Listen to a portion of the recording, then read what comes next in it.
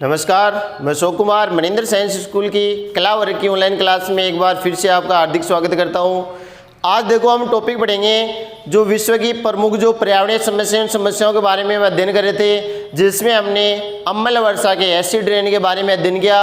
आज हम पढ़ेंगे हरित गृह प्रभाव, ग्रीन हाउस प्रभाव के बारे में। हरित गृह प्रभाव यानी ग्रीन हाउस जो प्रभाव है, उस ग्रीन हाउस प्रभाव के बारे में अध्ययन करेंगे। इसके अलावा एक बच जाता है इसमें ओजोन परत के क्षरण के बारे में। ठीक है, जो तीन मुख्य पर्यावरणीय समस्या है, इसमें हमने प्रदूषण के बारे में पढ़ा और ये हम पढ़ रहे हैं अभी अन्य जो समस्याएं उत्पन्न होती हैं जो पर्यावरण प्रदूषण के कारण से या अन्य किसी भी जो पर्यावरणीय घटक है उससे हमें क्षति पहुंचाते हैं, उसके द्वारा जो भी घटनाएं घटित होती हैं, जो भी हमारी समस्याएं उत्पन्न होती हैं, उन समस्याओं के बारे में, जिसमें दूसरी है हरित गृह प्रभाव, जिसे हरित ग्रीन हाउस प्रभाव या हरित गृह प्रभाव के नाम से जाना जाता है। तो देखो ग्रीन हाउस प्रभाव है या हरित गृह प्रभाव मुख्य रूप से क्या है? प्राकृतिक प्रक्रिया है। यह क्या है? प्राकृतिक प्रक्रिया है जो इसके अंतर्गत है, जो किसी भी ग्रह या उपग्रह का इसमें तापमान में क्या होती है? वृद्धि होती है। ग्रीन हाउस प्रभाव के द्वारा किसी भी ग्रह या उपग्रह के तापमान में क्या होती है? सामान्य तापमान से तापमान क्या हो जाता है? अधिक हो जाता है, वृद्धि हो जाती है, जिसके लिए अनेक उत्तरदायी गैसें होती हैं या अनेक गैसें जिसके लिए उत्तरदायी होती हैं, जिनके कारण से उस ग्रह या उपग्रह में तापमान में वृद्धि होती है। तो उसके जो एक सामान्य प्रक्रिया है, इसके द्वारा देखो जो कार्बन डाइऑक्साइड गैस है, कार्बन डाइऑक्साइड, कार्बन डाइऑक्साइड जो गैस है जिसको क्या कहते हैं? CO2।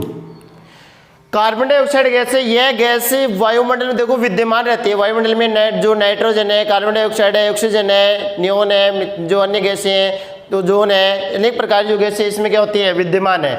लेकिन यह गैस भी विद्यमान होती है, कार्बन डाइऑक्साइड गैस है। तो यह सामान्य जब तक रहती है, सामान्य गैस जिसकी मात्रा नहीं सामान्य रहती है, तब तक यह गैस क्या है? सूर्य से जो भी किरणें आती हैं, तापमान या उष्मा आती है, उस तापमान को आने देती हैं और वह पृथ्वी के द्वारा वापस जो उष्मा लौटाई जाती है या उष्मा निकलती है उसको वापस वायुमंडल में जाने देती है। लेकिन जब इसकी मात्रा, कार्बन डाइऑक्साइड गैस की मात्रा जब अधिक हो जाती है, उसके कारण भी है कि उद्योगों से जो निकलने वाली धुआं है, यातायात के साधनों से निकलने वाली धुआं है, तथा मीथेन गैस है, नाइट्रस ऑक्साइड गैस है, क्लोरोफ्लोरोकार्बन, रेफ्रिजरेटर है, AC वगैरह इनसे निकलती है।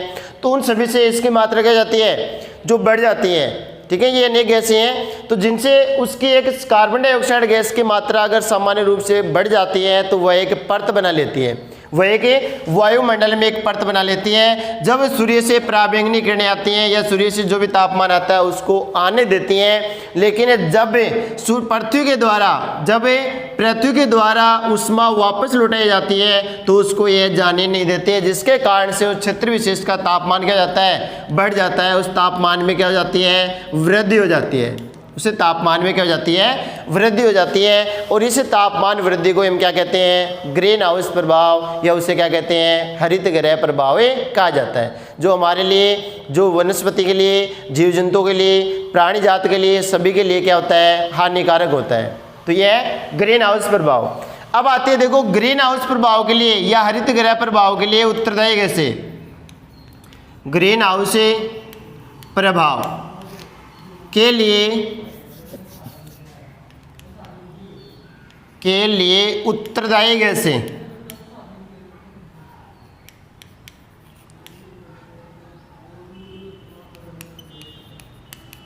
ग्रीन हाउस प्रभाव के लिए उत्तरदायी गैसें कौन कौन सी हैं जिससे ग्रीन हाउस प्रभाव क्या होता है? उत्पन्न होता है, या जो हरित गृह प्रभाव जिसके बारे में पढ़ रहे हैं ये जिसके द्वारा उत्पन्न होता है। तो उसमें देखो यहाँ पे है गैसें और यहाँ पे है स्रोत, यानी किस स्रोत से यह गैसें उत्पादित होती है, स्रोत के बारे में। जैसे पहले हम पढ़े कार्बन डाइऑक्साइड, कार्बन डाइऑक्साइड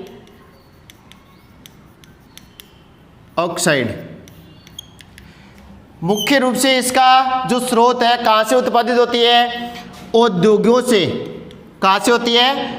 औद्योगिक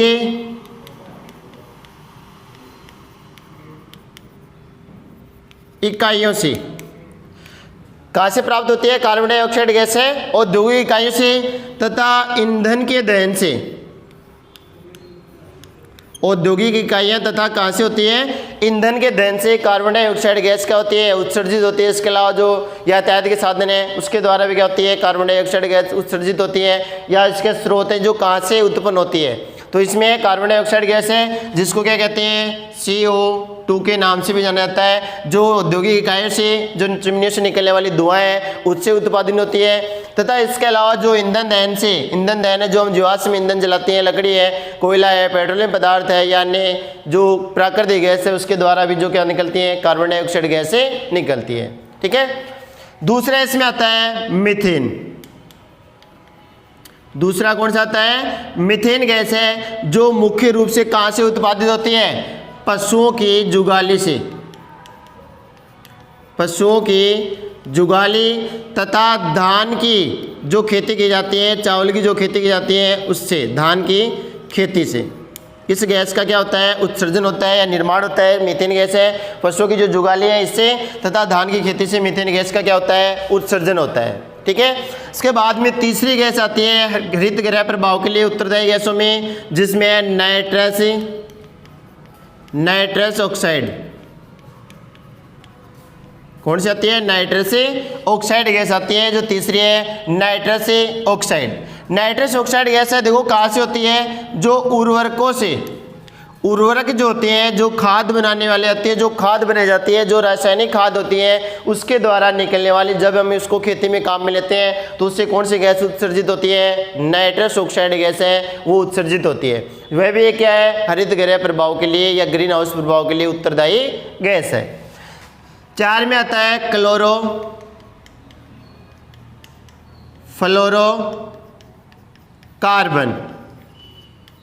क्लोरोफ्लोरोकार्बन जिसको क्या कहते हैं, CFC। क्लोरोफ्लोरोकार्बन यानी CFC जो गैस है कहाँ से उत्सर्जित होती है, जो वातानुकूलित जो होते हैं,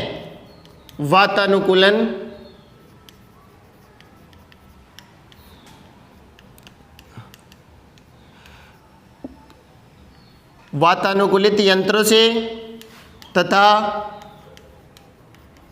रेफ्रिजरेटर से, वातानुकूलित जो यंत्र है तथा रेफ्रिजरेटर है, तथा इसके अलावा आता है एरोसोल।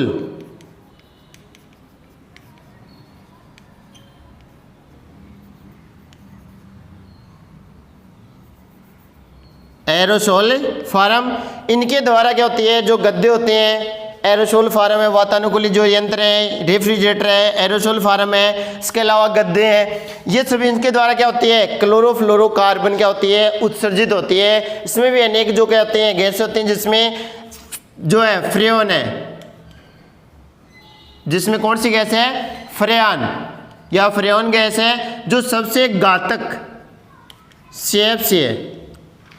सबसे घातक क्या है, फ्रेन, इनमें से सबसे घातक क्या है, CFC है, यानी क्लोरोफ्लोरोकार्बन है। सबसे घातक कौन सा है, फ्रेन है, जो किसमें है, क्लोरोफ्लोरोकार्बन में। जो वातानुकूलित जो यंत्र होते हैं, ऐसे होते हैं, एरोसोल जो फॉर्म होते हैं या गद्दे होते हैं, इनके बनाए जाने वाले जो यंत्र होते हैं, इन यंत्रों में तथा इनसे निकलने वाली जो गैस है वो कौन सी गैस है, CFC गैस है, क्लोरोफ्लोरोकार्बन है। तो ये 4 गैसें मुख्य गैसें हैं जो किसके लिए उत्तरदायी हैं, ग्रीन हाउस या हरित गृह प्रभाव के लिए उत्तरदायी गैसें हैं। 4 गैसें हैं, इनके स्रोत है कहाँ से उत्सर्जित होती हैं या कहाँ से इसका निर्माण होता है, तो ये इनके मुख्य हैं। ठीक है।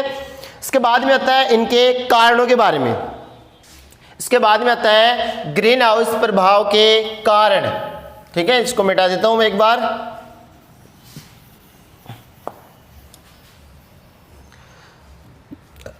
ग्रीन हाउस प्रभाव के कारणों के बारे में, यानी किन कारणों से यह उत्सर्जित होती है। तो पहला देखो इसमें आता है औद्योगिकरण, यानी अनेक प्रकार के ऐसे जो उद्योग स्थापित किए जाते हैं उनसे, देखो हमने कार्बन डाइऑक्साइड गैस के बारे में पढ़ा, तो वो किससे निकलती है, उद्योगों से निकलने वाले जो धुआं है उससे, तथा ईंधन दहन से है, उनसे निकलने वाले जो गैस है वो क्या है, कार्बन डाइऑक्साइड गैस है, CO2 गैस है। तो इसमें औद्योगिकरण अनेक प्रकार की जो उद्योग स्थापित होते हैं उसमें चलने वाली जो मशीनरी है, उससे निकलने वाली जो धुआं है, तो उनके द्वारा क्या होती है, जो ग्रीन हाउस प्रभाव क्या है उत्पन्न होते हैं, या ग्रीन हाउस प्रभाव के जो उत्तरदायी कारक है भी। ठीक है, एक गैसें उत्तरदायी कौन सी है, और एक उसके कारण है कि किन कारणों से होता है। तो जो गैस निकलते हैं कहाँ से निकलती है, इस प्रकार की जो कार्बन डाइऑक्साइड गैस है जो औद्योगिकरण के कारण से है। दूसरा इसमें आता है वन विनाश। वन विनाश मानव देखो प्राचीन काल से वनों से जुड़ा हुआ है, लेकिन ये वर्तमान समय में अपने अधिक से अधिक अपने विकास की प्रवृत्ति के कारण से मानव ने क्या किया है, अत्यधिक वन क्षेत्र का क्या किया है, विनाश किया है, वनों को क्या है, नुकसान पहुंचाया है। वो किसी भी कारण से अनेक प्रकार की परियोजनाओं के लिए, सड़क निर्माण के लिए, पुल बनाने के लिए, या जो आवास निर्मित करने के लिए, अनेक प्रकार के कार्यों में उन्होंने वनों को, या लकड़ी के लिए, कागज के लिए, विभिन्न प्रक्रियाओं में वनों का उसने क्या किया है, विनाश किया है, नुकसान किया है। तो वन विनाश के कारण से देखो ये जो हानिकारक जो गैसें होती हैं, CFC है, क्लोरोफ्लोरो है, जो नाइट्रस ऑक्साइड है, या जो मीथेन गैस है, जो CO2 गैस है, तो इन गैसों का पेड़ पौधे क्या करते हैं, जैसे उदाहरण के लिए हम जो छोटे क्लास से हम पढ़ रहे हैं, कार्बन डाइऑक्साइड गैस है, उसका उत्सर्जन है जो किससे होता है, औद्योगिकरण से होता है, या उद्योगों से होता है, या ईंधन दहन से होता है। और उसके द्वारा अपने पेड़ पौधे क्या है, अपने वाष्पोत्सर्जन क्रिया के द्वारा, जो वाष्पोत्सर्जन क्रिया होती है उसमें जो जलवाष्प के द्वारा एक उसमें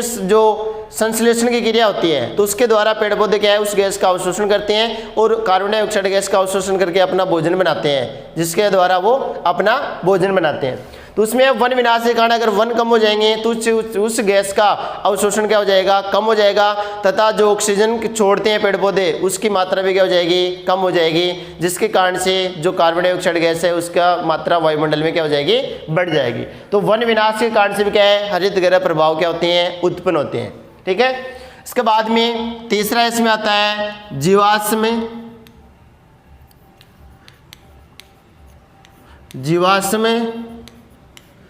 ईंधन दहन। जीवाश्म ईंधन दहन से, जीवाश्म ईंधन में देखो कौन कौन से आते हैं, कोयला, कोयले के अलावा पेट्रोलियम,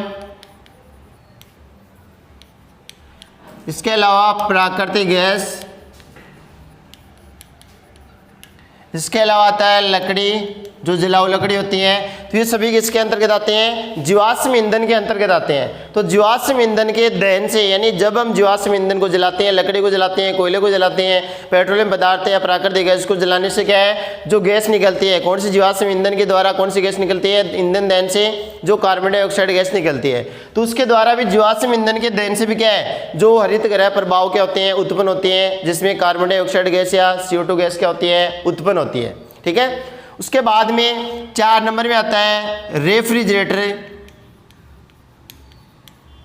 4 नंबर में आता है इसमें रेफ्रिजरेटर के, जिसके अलावा ईंधन दहन से, ठीक है, रेफ्रिजरेटर है, ईंधन दहन है, जो हमने जीवाश्म ईंधन के बारे में पढ़ा है कि इसके अलावा अन्य जो ईंधन है, ईंधन दहन के कारण से, आदि के रेफ्रिजरेटर है, आदि के कारण से भी क्या होता है, जो ईंधन दहन से भी क्या होता है, जो निकलने वाली CFC जो गैस है, क्लोरोफ्लोरोकार्बन जो गैस है, उस गैस का उसमें क्या होता है, उत्सर्जन होता है, वह भी एक क्या है, हरित गृह प्रभाव के लिए एक उत्तरदायी गैस है। ठीक है, जो हरित गृह प्रभाव के लिए क्या है, उत्तरदायी गैस है। आदि के प्रयोग जो एयर कंडीशनर है, इसके हम प्रयोग करते हैं। ठीक है, रेफ्रिजरेटर का प्रयोग करते हैं, एयर कंडीशनर जो हम AC का प्रयोग करते हैं। तो इसके द्वारा निकलने वाली जो CFC गैस है, उसके द्वारा भी क्या होता है, जो ग्रीन हाउस प्रभाव है उत्पन्न होता है, या ग्रीन हाउस प्रभाव के लिए वो गैसें क्या है, उत्तरदायी है।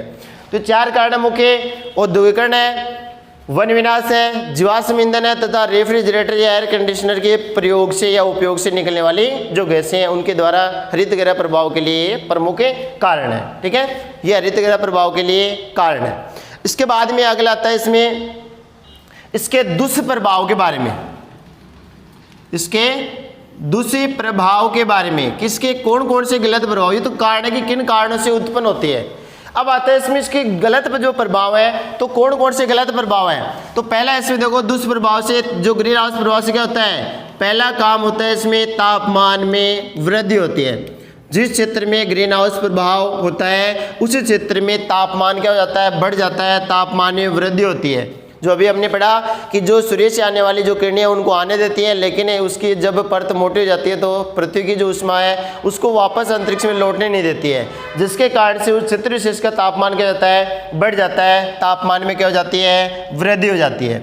दूसरा इसमें आता है वर्षा की मात्रा में वृद्धि, वर्षा की मात्रा में वृद्धि। ग्रीन हाउस प्रभाव से देखो वर्षा की मात्रा में वृद्धि होती है कि तापमान बढ़ता है तो जलीय स्रोत होते हैं उनमें जल गर्म होकर क्या बनती है, जलवाष्प बनती है, और जिसके कारण से, और हिमनद जो जिन क्षेत्रों में होती है वो पिघलते हैं, तो जिनके कारण से उस क्षेत्र में क्या होती है, जो वर्षा की मात्रा में क्या होती है, वृद्धि होती है, अत्यधिक यानी अतिवृष्टि होती है, जिससे फसलों का नुकसान होता है, बाढ़ आने की संभावना जाती है। इस प्रकार की समस्याएं या गलत प्रभाव क्या है, ग्रीन हाउस प्रभाव से पड़ता है। इसके बाद में तीसरा इसमें आता है समुद्री जल स्तर का ऊपर उठना। समुद्री जल स्तर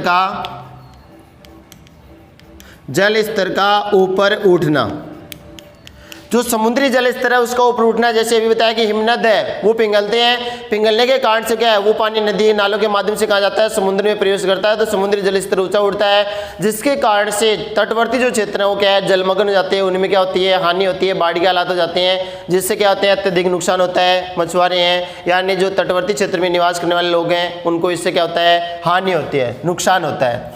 इसके बाद में आता है 4 का वनस्पति क्षेत्र में परिवर्तन। वनस्पति क्षेत्र में परिवर्तन, कि वनस्पति क्षेत्र में इससे परिवर्तन होता है। देखो बाढ़, वर्षा की मात्रा, समुद्र जल स्तर से बढ़ने के कारण से बाढ़ ही आ जाते हैं, बाढ़ से क्या है, वनस्पति का नुकसान होता है। इसके अलावा वनस्पति क्षेत्र में जिन क्षेत्र में तापमान अधिक वृद्धि होती है उस क्षेत्र में वन क्षेत्र को क्या होती है, नुकसान होती है, हानि होती है। वन क्षेत्र उस तापमान वृद्धि के कारण से वो सहन नहीं कर पाती हैं। कुछ पेड़ पौधे ऐसे होते हैं उस वो अपने अपने तापमान के अनुसार वहाँ पे क्या होते हैं, ग्रोथ करते हैं, वृद्धि करते हैं या उगते हैं। जैसे अलग अलग क्षेत्रों में हम पढ़ते हैं तो अलग अलग क्षेत्रों में देखो वनस्पति के बारे में पढ़ेंगे तो अलग अलग प्रकार की वनस्पति वहाँ पे क्या होती है, पाई जाती है तापमान के अनुसार। और उस क्षेत्र में जैसे सामान्य तापमान है, अगर वहाँ पे तापमान में वृद्धि होती है तो उस क्षेत्र की वनस्पति को क्या होता है, नुकसान होता है, हानि होती है, उसका क्षेत्र में क्या होता है, परिवर्तन होता है। ठीक है, क्षेत्र में परिवर्तन होता है। 5वें इसमें आता है जैव विविधता। जैव विविधता में तेजी से कमी। जैव विविधता जिसमें अनेक प्रकार के वनस्पति है, जीव जंतु है, उसको हम सम्मिलित रूप से क्या कहते हैं, जैव विविधता कहते हैं। तो उसमें तेजी से क्या आती है, गिरावट आती है। जैसे उस क्षेत्र विशेष में तापमान बढ़ने से वहाँ के जीव जंतु क्या आते हैं, नष्ट हो जाते हैं, जीव जंतु को खतरा होता है, वहाँ की वनस्पतियों को खतरा होता है। जलीय अधिक गर्म होने के कारण जलीय जीवों को अधिक खतरा होता है, जिसके कारण से जैव विविधता क्या होती है, तेजी से जैव विविधता में क्या आती है, कमी आती है। जैव विविधता लुप्त होने के कगार पे जाती है, जैव विविधता समाप्त हो जाती है या उसमें क्या होती है, कमी आती है। ठीक है, जैव विविधता में कमी। और छठा है बीमारियों में वृद्धि। बीमारियों में वृद्धि, अनेक प्रकार की बीमारियां हैं जो तापमान वृद्धि के कारण से मनुष्य को अनेक प्रकार की बीमारियों का सामना करना पड़ता है। अनेक प्रकार की बीमारियों का शिकार हो जाता है जो किसके कारण से है, ग्रीन हाउस प्रभाव से या हरित गृह प्रभाव के कारण से अनेक प्रकार की बीमारियां उत्पन्न होती है। तो इसमें कारण, इसके अलावा दुष्प्रभाव, इसके अलावा इसमें कौन कौन सी हैं, बीमारियां हैं। ठीक है, अब इसके रोकने के उपायों के बारे में, इसके जो उपाय हैं ग्रीन हाउस को कम करने के जो उपाय कौन कौन से हैं, उन उपायों के बारे में पढ़ेंगे। कौन कौन से उपाय हैं तो उनके बारे में देखो, मिटा देता हूं मैं इसको एक बार। अब है इसको रोकने के या कम करने के उपाय, कम करने के उपाय। ग्रीन हाउस जो प्रभाव है जिसके कारण हमने पढ़ ली कि किस कारणों से उत्पन्न होता है, उसके दुष्प्रभाव है कि हमारे ऊपर उसका क्या प्रभाव पड़ता है, कौन से गलत प्रभाव पड़ते हैं। अब है इसको कैसे रोका जाए, इसको रोकने के उपायों के बारे में अध्ययन करेंगे। तो पहला है इसमें देखो रोकने के उपाय में, जिसमें है वृक्षारोपण।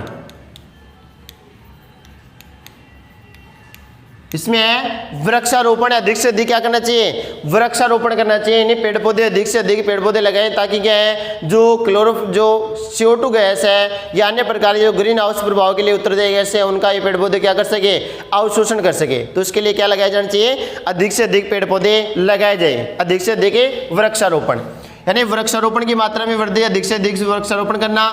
इसके अलावा जीवाश्म ईंधन का उपयोग कम, जीवाश्म ईंधन है उसका उपयोग क्या करना, कम करना। यानी कम से कम हम जीवाश्म लकड़ी को यानी ईंधन के रूप में लकड़ी को कम से कम जलाया जाए, कोयले को कम से कम काम में लिया जाए, यानी जो जीवाश्म ईंधन है उसका उपयोग हम क्या करें, कम करें। कम करने से जो उत्सर्जित होने वाले जो गैस है या CO2 जो गैस है उस गैस की मात्रा में क्या आती है, कमी आती है, और जिसके कारण से क्या है, इसमें जो ग्रीन हाउस प्रभाव में वृद्धि है या ग्रीन हाउस प्रभाव उत्पन्न होने में कमी आती है या उत्पन्न नहीं होता है। इसके अलावा तीसरा है इसमें जो जीवाश्म ईंधन के बारे में एक है गैर परंपरागत संसाधन। गैर परंपरागत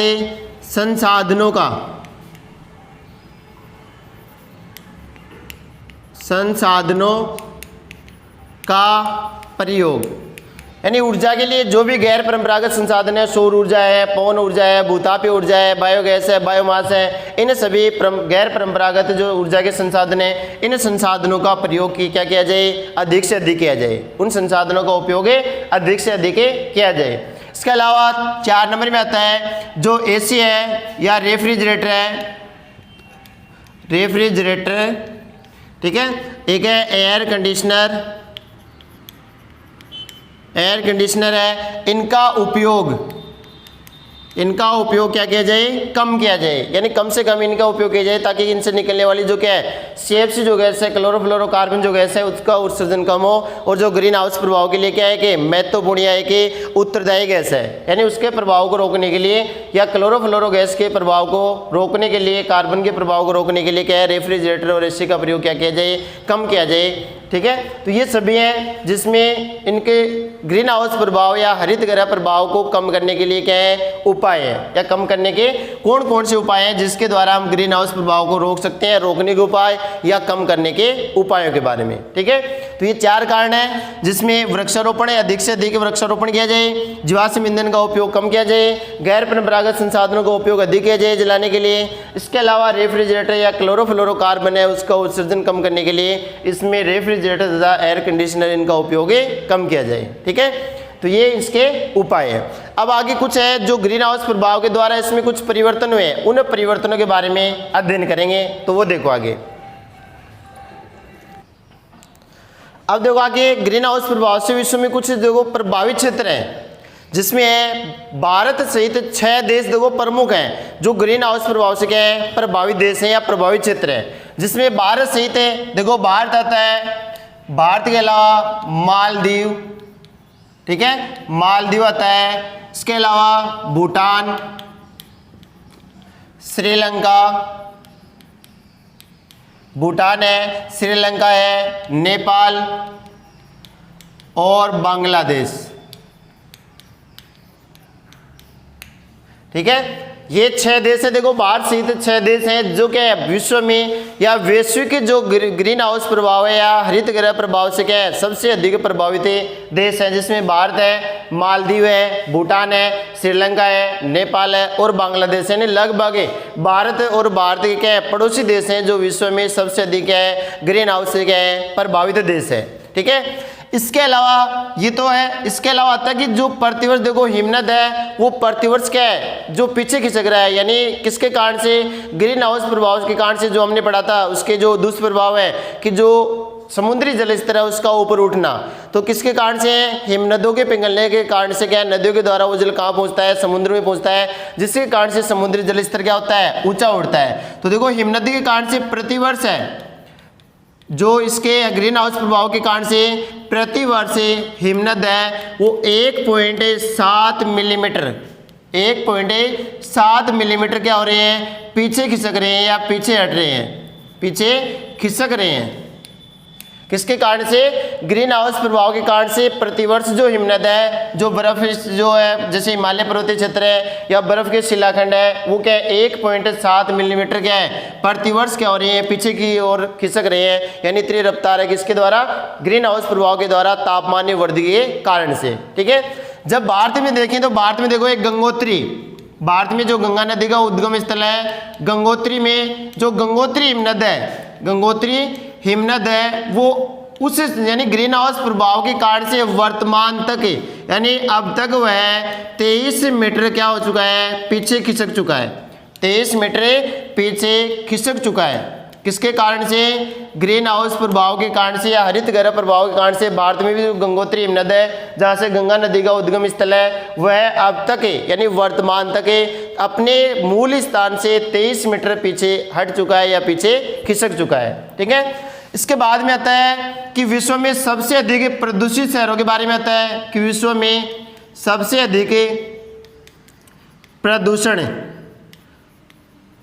अधिक प्रदूषण फैलाने वाला जो देश है, फैलाने वाला देश है कौन सा है? सबसे अधिक प्रदूषण फैलाने वाला देश है तो विश्व में कौन सा देश है सबसे अधिक, जिसमें क्या है प्रदूषण, जिसमें औद्योगिक क्षेत्र से देखें या रेफ्रिजरेटर है, जो शेप्स गैस है या कार्बन डाइऑक्साइड गैस है, तो सबसे अधिक प्रदूषण फैलाने वाला जो देश है वो कौन सा देश है? चीन देश है, जो सबसे अधिक क्या है विश्व में प्रदूषण फैला रहा है या सबसे अधिक प्रदूषण इसके द्वारा फैलाया जाता है। और अगर ग्रीन हाउस प्रभाव में देखो, हमने जो उत्सर्जित गैसें होती हैं, जो इसके लिए उत्तरदायी गैसें होती हैं, जिसमें हमने कार्बन डाइऑक्साइड गैस के बारे में पढ़ा, मीथेन गैस के बारे में पढ़ा, इसके अलावा हमने नाइट्रस ऑक्साइड गैस के बारे में पढ़ा, CFC या क्लोरोफ्लोरोकार्बन गैस के बारे में हमने पढ़ा। तो ये गैसें हैं, इनके उत्सर्जन में जो पहला इसमें चीन है सबसे अधिक है, लेकिन इसमें भारत का स्थान है। कौन सा स्थान है? तो भारत का चौथा स्थान है। भारत का चौथा स्थान है किसमें? जो हरित गृह गैसों के उत्सर्जन में भारत का कौन सा स्थान है? चौथा स्थान है, यानी भारत का स्थान है। तो कौन सा स्थान है? चौथा स्थान है, जिसमें क्लोरोफ्लोरोकार्बन या कार्बन डाइऑक्साइड गैस या मीथेन गैस या नाइट्रस ऑक्साइड गैस के बारे में देखें तो जो भी हरित गृह प्रभाव के लिए उत्तरदायी गैस हैं, उनके उत्सर्जन में विश्व में भारत का कौन सा स्थान है? चौथे नंबर पे है। ठीक है, तो ये हमारा है ग्रीन हाउस प्रभाव के बारे में है। जो इसके अलावा ग्रीन हाउस प्रभाव के कारण है, उसके प्रभाव है, उसके दुष्परिणाम है, उसके रोकने के उपाय हैं तथा इसके अलावा कुछ अन्य तथ्य हैं, जैसे भारत में सबसे अधिक जो विश्व में सबसे अधिक जो वैश्विक जो परिवर्तन या वैश्विक तापमान से जो प्रभावित देश हैं। इसके अलावा प्रतिवर्ष हिमनद कितना खिसक रहा है, हरित गृह प्रभाव के कारण से क्या दुष्परिणाम होते हैं, उसके में पढ़ा हमने। भारत का गंगोत्री हिमनद कितना खिसक चुका है तथा विश्व में सबसे अधिक प्रदूषण फैलाने वाला देश कौन सा है। इसके अलावा जो हरित गृह गैसों को उत्सर्जन में भारत का स्थान कौन सा है? तो चौथा स्थान है। तो ये इनके बारे में है। ठीक है, अब आगे पढ़ेंगे, हमें ओजोन परत के क्षरण के बारे में अध्ययन करेंगे। ठीक है, अब देखो आगे इसमें आता है ओजोन परत क्षरण के बारे में। ओजोन परत क्षरण या ओजोन की जो ओजोन गैस है उसकी जो परत होती है, उस परत में क्या है? रिक्तियां हैं, उस ओजोन गैस का क्या कम होना। जो देखो वायुमंडल में मुख्य 4 परतों के बारे में हम अध्ययन करते हैं। ठीक है, एक हम क्षोभमंडल यानी धरातल से लेकर क्षोभमंडल है जो 13 किलोमीटर तक है। उसके बाद में समताप मंडल है 13 से 50 किलोमीटर तक है। फिर मध्य मंडल है 50 से 80 किलोमीटर तक है। फिर 80 किलोमीटर से 1000 से अधिक 1000 तक है जो आयन मंडल है। उसके बाद में 1000 से ऊपर क्या है? बहिर्मंडल है। यानी 5 परतों में मुख्य रूप से हम अध्ययन करते हैं। ठीक है, जिसके बारे में अलग अलग क्रियाओं के बारे में अध्ययन करते हैं। तो पृथ्वी की जो वायुमंडल की दूसरी परत है समताप मंडल, समताप मंडल, इस समताप मंडल में गैस पाई जाती है। जो कौन सी गैस पाई जाती है? ओजोन गैस पाई जाती है। उस ओजोन गैस की एक परत से पाई जाती है जो हमारी जो सूर्य से आने वाली जो पराबैंगनी किरणें हैं, उन्हें पराबैंगनी किरणों से हमारी क्या करती है? रक्षा करती है। ठीक है, इसलिए जो ओजोन परत को क्या कहते हैं? पृथ्वी का सुरक्षा कवच भी कहते हैं। पृथ्वी का सुरक्षा कवच भी कहते हैं। और यह ओजोन परत है विषुवत रेखा, जिसको क्या कहते हैं? भूमध्य विषुवत रेखा, या जिसको क्या कहते हैं? भूमध्य रेखा। भूमध्य रेखा, इस भूमध्य रेखा भी इसकी परत क्या पाई जाती है? अधिक पाई जाती है। ओजोन गैस की परत अधिक पाई जाती है। और जो ही हम ध्रुवों की तरफ जाते हैं तो इसमें क्या आती जाती है? कमी आती जाती है। जो ही ध्रुवों की तरफ जाएंगे तो ध्रुवों की तरफ ओजोन परत की क्या आएगी? ओजोन गैस की क्या आएगी? कमी आएगी। और विषुवत रेखा भी इसकी जो मोटाई है वो क्या पाई जाती है? अधिक पाई जाती है। या विषुवत रेखा पर ओजोन परतें अधिक मोटी पाई जाती है, ध्रुवों की ओर वो पतली होती जाती है। ठीक है, ये क्या है? जो समताप मंडल में पाई जाती है, जिसकी लगभग हम सामान्य रूप से हम बढ़ते हैं 13 किलोमीटर से 50 किलोमीटर तक ऊंचाई तक क्या पाया जाता है? समताप मंडल पाया जाता है। ठीक है, और ये ओजोन जो छिद्र के बारे में हम पढ़ते हैं, एक हम पढ़ते हैं ओजोन छिद्र। तो इस गैस में देखो कमी आने के कारण से ये गैस का जो भाग है, जब पतला भाग है जैसे ये आवरण है इसका, किसी भी स्थान पे गैस में कमी आने के कारण से ये भाग देखो बीच से टूट कर इस प्रकार से हो जाता है, यानी पतला हो जाता है एकदम से। और एक समय ऐसा आता है कि अधिक कमी होने के कारण से इस भाग में क्या जाता है, इस प्रकार से यानी कमी हो जाती है, भाग हट जाता है यहाँ से, यानी ओजोन जो गैस है वो नहीं रहती है उच्च विशेष में। तो जिसके कारण से सूर्य की जो पराबैंगनी किरणें हैं वो धरातल तक आसानी से पहुंच पाती हैं, जो हमारे लिए, जो मानव जाति के लिए, प्राणियों के लिए क्या है, हानिकारक है। तो वो आती हैं, तो उससे क्या कहते हैं, ओजोन छिद्र कहते हैं। इसका पता, ओजोन छिद्र का पता सर्वप्रथम किसने लगाया था? सर्वप्रथम ओजोन छिद्र का पता किसने लगाया था? एक ब्रिटिश वैज्ञानिक है, ब्रिटिश वैज्ञानिक कौन है? Joseph foreman. जोसेफ फोरमैन है जो ब्रिटिश वैज्ञानिक है जिसने सर्वप्रथम क्या लगाया? ओजोन छिद्र का पता लगाया था। कब लगाया? 1985 में। ओजोन छिद्र का सबसे पहले पता किसने लगाया? ब्रिटिश वैज्ञानिक जोसेफ फोरमैन ने लगाया। कब लगाया? 1985 में लगाया। और कहां पर लगाया?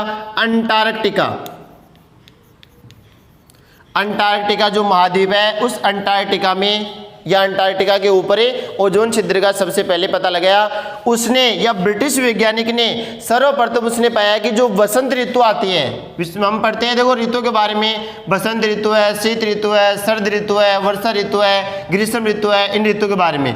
बसंत ऋतु जब आती है, जो कब आती है?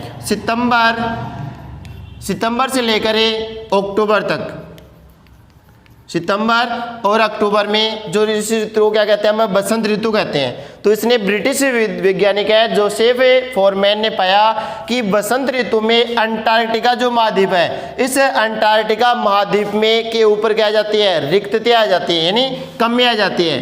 कमी आ जाती है किसकी? ओजोन गैस की कमी आ जाती है। ओजोन गैस की कमी आ जाती है किस पे? अंटार्कटिका महाद्वीप पे। कब? बसंत ऋतु में या वसंत ऋतु में कमी आती है, या उसे क्या कहते हैं?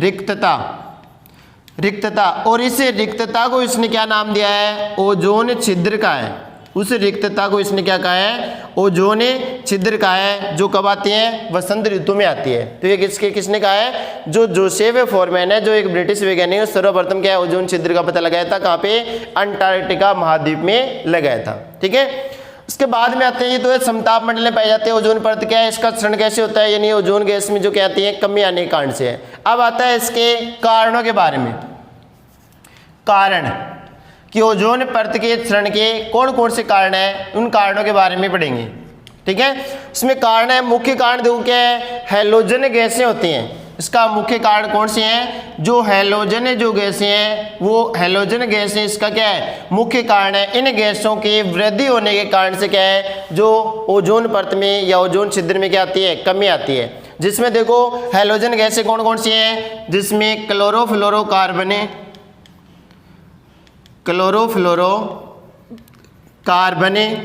ठीक है। इसके अलावा दूसरा इसमें आता है क्लोरीन, दूसरा इसमें आता है क्लोरीन आता है, ठीक है। और तीसरा इसमें आता है ब्रोमीन। इसके बाद में आता है मिथाइल क्लोरोफार्म,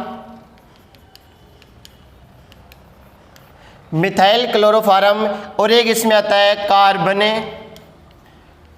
टेट्रोक्लोराइड, ये है जिसमें देखो हैलोजन गैसें हैं। इन गैसों के कारण से क्या है? इसमें ओजोन परत में क्या आती है? कमी आती है, रिक्तता आती है कि क्लोरोफ्लोरोकार्बन है जो CFC गैस के नाम से हमने पढ़ा। एक क्लोरीन है, एक है ब्रोमीन है, मिथाइल क्लोरोफार्म है, एक है कार्बन टेट्राक्लोराइड है। ये सभी क्या है? हैलोजन गैसें हैं जिसके कारण से क्या आती है? ओजोन परत में क्या आती है? रिक्तता आती है या कमी आती है। और इसमें देखो एक क्लोरीन है, क्लोरीन जो एक हैलोजन गैस है, इस क्लोरीन के कारण से या इसके विसरण के कारण से सबसे अधिक आती है ओजोन परत में कमी आती है। इसके जो परमाणु है वो परमाणु, इसके जो एक परमाणु है तो लगभग 1 लाख ओजोन जो परत है या ओजोन गैस के जो अणु है उन अणुओं को क्या कर देता है? नष्ट कर देता है। इसका एक ही परमाणु है क्लोरीन का, जो लगभग 1 लाख अणुओं को क्या करता है, नष्ट कर देता है, या 1 लाख अणुओं को क्या कर देता है, समाप्त कर देता है। तो इसमें एक क्लोरीन है जो एक है हेलोजन गैसें हैं, ठीक है।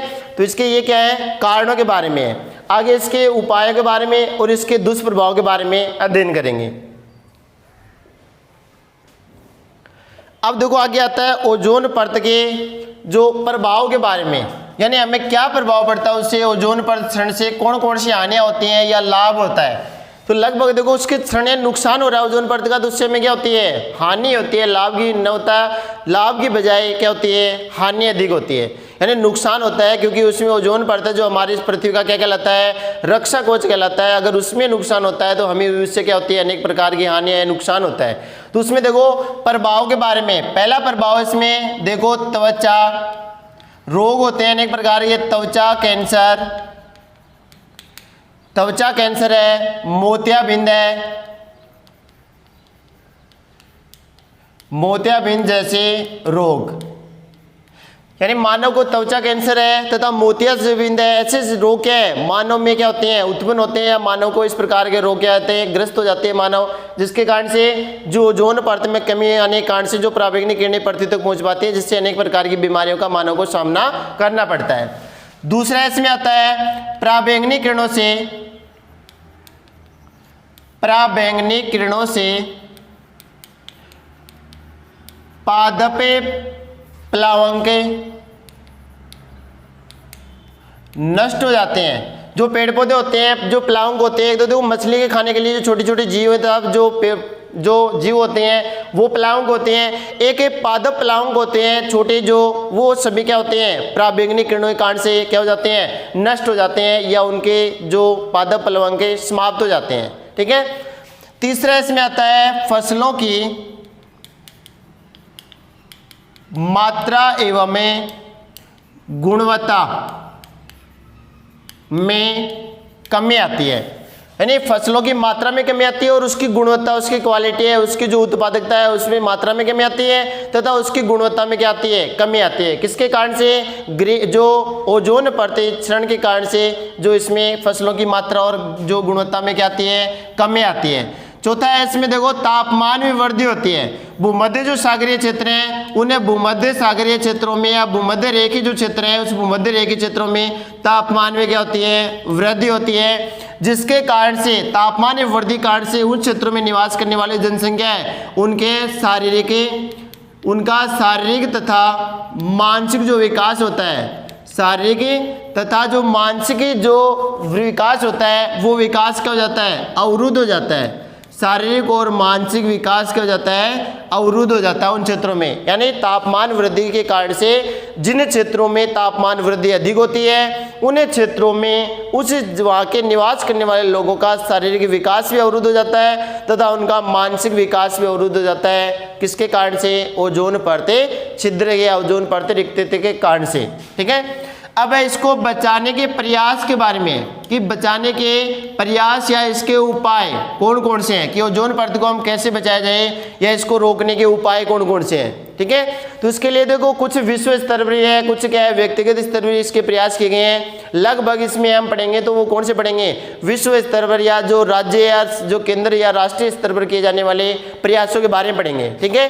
तो लगभग विश्व है कि जो कुछ देश हैं जिन देशों के द्वारा के इस प्रकार के प्रयास किए गए हैं, जो एक देश की बीमारी है, एक देश की समस्या न होकर अनेक या विश्व में संपूर्ण विश्व की क्या है जो पर्यावरणीय समस्या है। तो इसमें देखो प्रयासों में है, पहला इसमें आता है देखो 2 मार्च 1990 को, ठीक है, 2 मार्च 1990 को एक लंदन में क्या किया गया, संगोष्ठी का गठन किया गया। लंदन में जो ओजोन परत सुरक्षा, लंदन में ओजोन परत सुरक्षा नामक एक संगोष्ठी का क्या किया गया, गठन किया गया। सुरक्षा संगोष्ठी का क्या किया गया, गठन किया गया।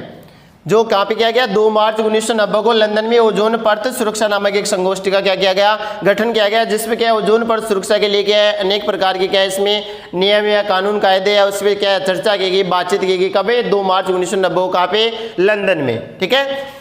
दूसरा इसमें आता है मॉन्ट्रियल जो औद्योगिक केंद्र के बारे में पढ़ा था हमने, जो मॉन्ट्रियल प्रोटोकॉल को अपनाया गया, मॉन्ट्रियल प्रोटोकॉल को अपनाया गया, मॉन्ट्रियल प्रोटोकॉल को अपनाया गया। इसमें देखो जो भी हैलोजन गैसें होती हैं, उन्हें हैलोजन गैसें जो अनेक प्रकार की जो गैसें हैं जिसके कारण से क्या है ओजोन परत में क्या आती है, रिक्तता आती है, जो कमी आती है, तो उन गैसों के उत्सर्जन पे क्या लगाएगी, इसमें रोक लगाएगी विश्व में। जो कौन सा है, मॉन्ट्रियल प्रोटोकॉल है, उसको अपनाया गया कि मॉन्ट्रियल प्रोटोकॉल के अंतर्गत है जो हैलोजन गैसें हैं उस पर क्या है उत्सर्जन पे विश्व स्तर पर क्या लगाएगी, रोक लगाएगी। तो इसको मॉन्ट्रियल प्रोटोकॉल को अपनाया गया। तीसरा इसमें आता है जो फ्रेऑन के बारे में हमने पढ़ा था, या फ्रेऑन के बारे में, जो सबसे घातक क्या है, CFC है, क्लोरोफ्लोरोकार्बन है। सबसे घातक क्या है, CFC क्लोरोफ्लोरोकार्बन है। उस पर क्या किया गया, प्रतिबंधित किया गया, उसको क्या किया गया, प्रतिबंध किया गया, जो फ्रेऑन को प्रतिबंध किया गया, जिसके अंतर्गत फ्रेऑन देखो जो रेफ्रिजरेटर है, एरोसोल जो गद्दे होते हैं, जो फोम होते हैं, उसमें उसको बनाने में इसको क्या लिया जाता है, काम में लिया जाता है, या उसको बनाने से निकलने वाला जो गैस है, ये इस गैस को उसको उपयोग किया जाता है। तो ये क्या है, फ्रेऑन है जो सबसे घातक क्या है, CFC क्लोरोफ्लोरोकार्बन क्या है कि सबसे जो घातक है, इसको क्या किया गया, प्रतिबंधित किया गया, इस पर रोक लगाएगी। ठीक है। इसके बाद में आता है 4 नंबर में, अमेरिका में जो चलने वाला एक वायुयान है, अमेरिका का एक वायुयान है, अमेरिका में चलने वाला है या अमेरिका द्वारा चलाया गया एक वायुयान है। कौन सा है, कॉन्कॉर्ड वायुयान है, कॉन्कॉर्ड वायुयान है जो अमेरिका द्वारा संचालित किया गया। इसकी गति भी अधिक है तथा इसकी आवाज़ या ध्वनि भी अधिक है। तो जिसके कारण से इसमें क्या है, ओजोन परत में क्या है, क्षरण या नुकसान होने के बारे में इसमें बताया गया, जिसके कारण कॉन्कॉर्ड वायुयान को क्या किया गया, प्रतिबंधित किया गया या प्रतिबंध किया गया, इसको रोका गया। इसे अमेरिका द्वारा संचालित कॉन्कॉर्ड वायुयान को रोका गया, प्रतिबंधित किया गया। ठीक है। इसके बाद में इसकी गति को कम किया गया, ये इसको रोका गया। इसके अलावा आता है इसमें जो प्रतिवर्ष क्या मनाया जाता है, जो अंतर्राष्ट्रीय जो पर्यावरण दिवस के रूप में मनाया जाता है। प्रतिवर्ष इसमें ओजोन परत के रूप में क्या है, पर्यावरण दिवस जो 5 जून को मनाया जाता है, लेकिन इसमें प्रतिवर्ष 16 सितंबर को, प्रतिवर्ष 16 सितंबर को क्या किया जाता है, अंतर्राष्ट्रीय ओजोन परत सुरक्षा दिवस, प्रतिवर्ष 16 सितंबर को अंतर्राष्ट्रीय ओजोन परत सुरक्षा दिवस के रूप में मनाने का निर्णय लिया गया, जो वर्तमान में मनाया जाता है। प्रत्येक 16 सितंबर को अंतर्राष्ट्रीय ओजोन परत सुरक्षा दिवस के रूप में मनाया जाता है, जो राज्य तथा राष्ट्रीय स्तर दोनों पे क्या है, राज्य सरकार द्वारा राज्य स्तर पर तथा राष्ट्रीय स्तर पर दोनों के द्वारा इसमें क्या किया जाता है, मनाया जाता है। प्रतिवर्ष 16 सितंबर को मनाया जाता है। तो ये सभी है ओजोन परत के बारे में। ओजोन परत क्या है, सबसे पहले ओजोन क्षेत्र का पता किसने लगाया, इसके अलावा इसके प्रभाव कौन कौन से हैं, क्या हानियां होती हैं, इसके अलावा इसको रोकने की जो प्रयास है या इसको बचाने हेतु या ओजोन परत को बचाने हेतु कौन कौन से प्रयास किए गए जो विश्व स्तर पर, उनके बारे में पढ़ा। ठीक है। तो आज के लिए इतना ही, कल नए वीडियो में मिलेंगे दोबारा, उसमें हम अगले जो इसमें बचा हुआ चैप्टर उसके बारे में अध्ययन करेंगे। तब तक के लिए धन्यवाद।